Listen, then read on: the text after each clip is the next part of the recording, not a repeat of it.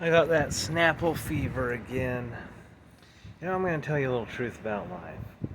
Actually, the truth about life is pretty plain to see. The thing is, life is filled with people, and what they do is they'll just be pieces of shit to you if you say the truth of life. So it just festers inside of you day by day, and the truth is this: it's not really worth it. Or a better way to put it is the house always wins. See, what it does is it makes you invest now in things in the future for anything that's worth having. So by the time you get to the point where you've received the thing that you've worked for and put in effort and sacrificed for, you better hope that it's worth it. And it never is. But here's the real trap. You can't just lay around and do nothing, because then you feel like you're wasting your life, and that's even worse. So you're between this rock and this hard place. It's like, well, I can do nothing and feel worthless, but at least not waste effort, or I can do all kinds of things that do have some sort of putative value, but which I, in my feelings, it's just not doing it, but I gotta do something. I mean, all this stuff I'm doing is definitely not doing it for me and makes me work a little too hard for it, but it's like, what else can I do? Nothing. That's the trap. And it gets worse. The house always wins. Because, like I said, you keep applying this effort. It's like this.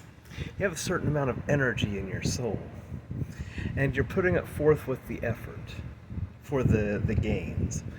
And you get the thing, but it's not quite worth it. So you get a certain level of like satisfaction energy back into your soul, but it's always less than what it expended. So day by day, month by month, year by year, the energy is slowly drained from your soul, and the world becomes dim and gray as everything barely stirs even a scintilla of satisfaction. I mean, it was never that great, and it's been slowly getting worse. Maybe it's the ravages of age, you think, and I mean, yeah, it is. It's an aging reality, aging to death, in fact. Oh, it's terrible. But that's the thing. It's the nature of the shit. Because it comes from a place of opposing transcendence. Its fundamental nature is one that doesn't go toward fulfillment. If you looked at the world, it's a bunch of shitheads, each trying to regain that lost fulfillment, and doing it by interfering with each other's fulfillment like the dumbest motherfucking shitheads possible. As if the design was made by me to infuriate me. Almost exactly as if. I forgot where I was going with that. I've been hitting the Delta 8. This has been a relaxing day. And the thing is, the truth of the only game there is, the only game in town, is that it boils down to something very, very simple. Do you think that you deserve satisfaction?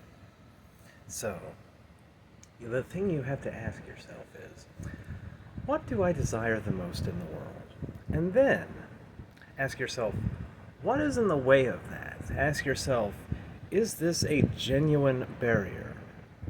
Examine your fears. Ask yourself, are these legitimate fears? Are these fears consistent with known reality? If your fears don't have a leg to stand on, and the barriers aren't really barriers, and you don't go for the thing you want, then you're determining, you're making fact that you don't deserve fulfillment. Your inaction makes that reality, and likewise, taking action makes reality that you do deserve fulfillment. It's determined by you. Dangle a thing you want, put some nonsensical barriers in the way that are easily overcome because they're not real, inform you of the whole thing. Do you take action? Or do you just sit there? If you take the action, you get all all the prizes because you determined that. It's a very simple game. You just have to be like, I want it, I'm going for it, and then you do that. Boom. It's so simple. I mean, there's whole universe is created, makes it seem complex, but it's actually very simple.